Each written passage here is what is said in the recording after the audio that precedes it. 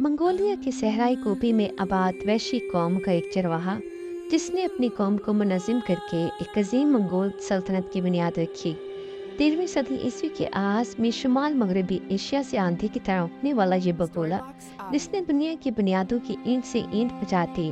ये मंगोल जिसने हर तरफ तबाही और बर्बादी फैला दी। इसने कई शहर कई मुल्क फतह कर डाले।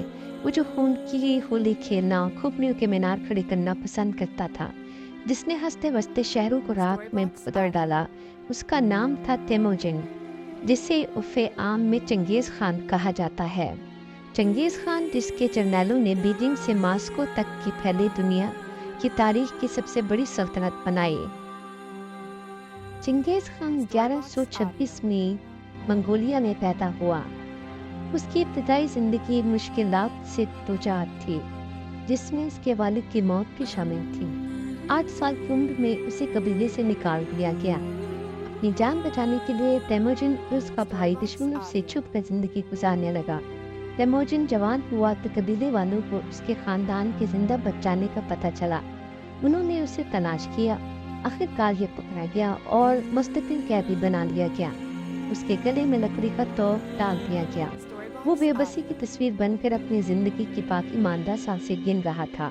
उस वक्त वो सोच भी न सकता था कि उस काल कोठरी का ये कैदी एक दिन जब यहाँ से फरार हो जाएगा तो तारीखी आलम की सबसे बड़ी सल्तनत की बुनियाद रखेगा और दुनिया उसके नाम से लरज़ेगी। तेमोजिन ने मंगोलिया के सरसब्ज़ मैदानों में एक से दूसरे मुकाम पर मुंतकिल होने वाले खाना बदोश कबाइल को मुत्तहिद किया। हर बार वो जिस कबीले को शिकस्त देता उसके रहनुमा को कत्ल करवा देता, तो बाकी मर्दों को तेमोजिन कबीले ने जम कर दिया जाता। उसने तातारियों का कत्लेआम किया क्योंकि तातारियों ने उसके बाप का कत्ल किया था। इस तरह वो अपने खित्ते में मतलुकुल अन्नाम हुक्मरान बनने की राह पर चल निकला। 1205 में वो मंगोलिया के सरसब्ज़ मैदानों का हुक्मरान बन गया और 1 साल बाद उसे चंगेज़ खान का लक़ब दे दिया गया। उसने फौज को मजबूत बुनियादों पर खड़ा किया। उसे उसकी ताकत की बुनियाद पर अबदी नीला आसमान का नुमाइंदा करार दिया गया, जिससे उसकी हैसियत मुक़द्दस हो गई।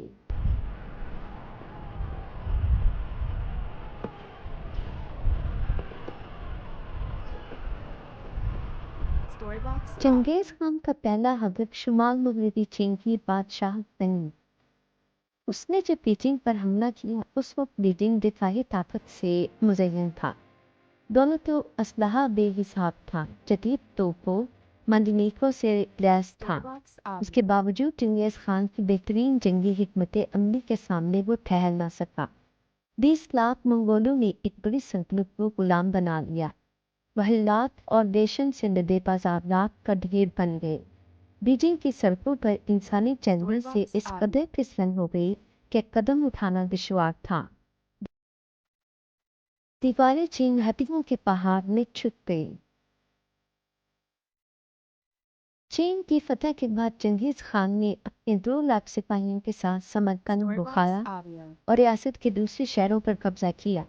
गवर्नर को गिरफ्तार करके उसकी आंखों और मुंह में पिघली हुई चांदी उंडेल दी। इस लड़ाई में वस्ती एशिया और ईरान को तहोबाना करके रख दिया गया। 1219 में उसने सल्तनत ख्वाज़न पर हमला किया और 1221 में उसकी तबाही को अंजाम तक पहुंचा दिया। मंगोल सल्तनत मशरिक में बहिरा जापान से मगरिब में बहिरा कैस्पियन तक फैल चुकी थी। उसकी जंगी मुहिम्मात से लाखों इंसान खत्म हुए, कई शहर तबाह बर्बाद हो गए। चंगेज़ खान के हाथ 4 करोड़ अफराद के खून से रंगे थे। मंगोलों ने सिकंदर आजम से 4 गुना बड़ी सल्तनत कायम की। वो इल्म और इंसान का दुश्मन था।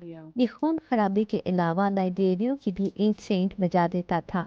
वो कहता था, हुक्मरानी मेरे नसीब में लिखी जा चुकी है, मुझे दुनिया की कोई ताकत नहीं रोक सकती। कहा जाता है कि चंगेज़ खान का लश्कर जहाँ से गुजरता था वहाँ की जमीन जो कभी आदमियों से आबाद होती थी, सवाए भेड़ियों और मुर्दार खाने वाले परिंदों के और कोई दूसरा जानदार नजर नहीं आता था।